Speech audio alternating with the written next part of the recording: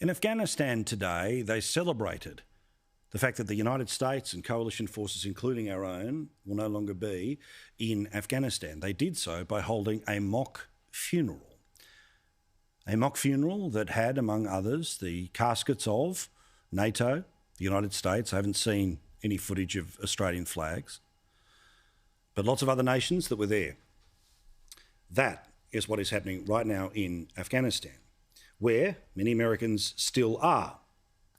But Joe Biden, of course, holds not just the most powerful office in the world, but one where, when you speak, the world listens, and when the media is not willing to engage properly and hold you properly to account, you can change the narrative.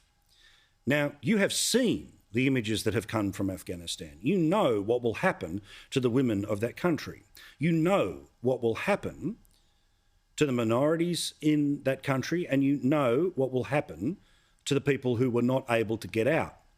You also saw with your own eyes the people so desperate to get out of Afghanistan that they held onto planes and some fell to their deaths.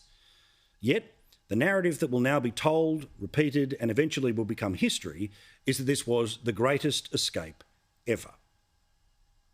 The extraordinary success of this mission was due to the incredible skill, bravery, and selfless courage of the United States military.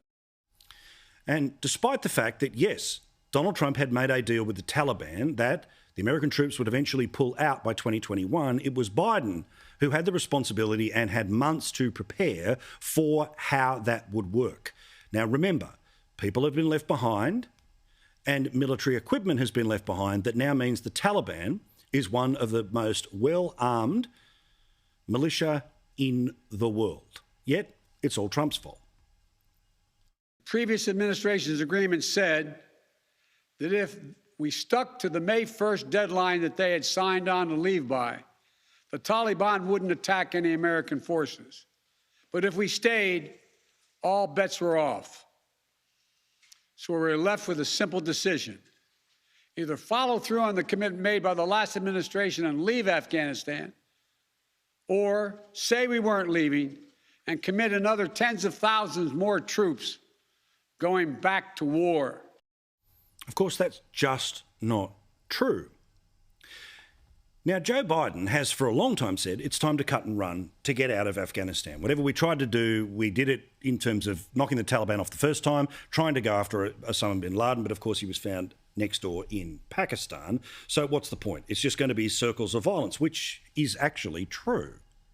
But what he can't get away from is that the way in which he chose to leave, the speed with which he chose to leave, was predicated on off the information he was being given by military officials and also national security officials. They did not think that the Taliban would be back in control in effectively a weekend, but that is exactly what happened. That's nothing to do with Donald Trump. That's everything to do with Biden. But again, the media, well, they have their saint in not Trump and their sinner in Trump. And sadly, yes, yet again, we have to look at things through that lens. But there are some in the media who always looked the other way for Joe Biden, who are willing to point out the obvious facts of who is at fault for the mess that is Afghanistan now. This is not just about the overall idea of leaving Afghanistan. This is about leaving hastily and ineptly. Secretary Blinken, how did President Biden get this so wrong? But of course, for the activists who have always hated war, but for some reason are now going to be okay with the consequences of how this thing came to an end, not whether it should have come to an end or not, but how this thing came to an end, well, he's not Trump, so therefore he's awesome. I'm so proud of President Biden, who I did not vote for in the Michigan primary. I voted for and I worked for Bernie Sanders. And I have been completely surprised and feeling that we're all blessed to have Joe Biden in the White House in these last months. That should tell you everything about what is really going on in the United States right now. And of course, those people write the tweets that become the history. But the history, well, you've all lived it, you've all seen it, and you will all be able to remember for yourselves what actually happened in Afghanistan.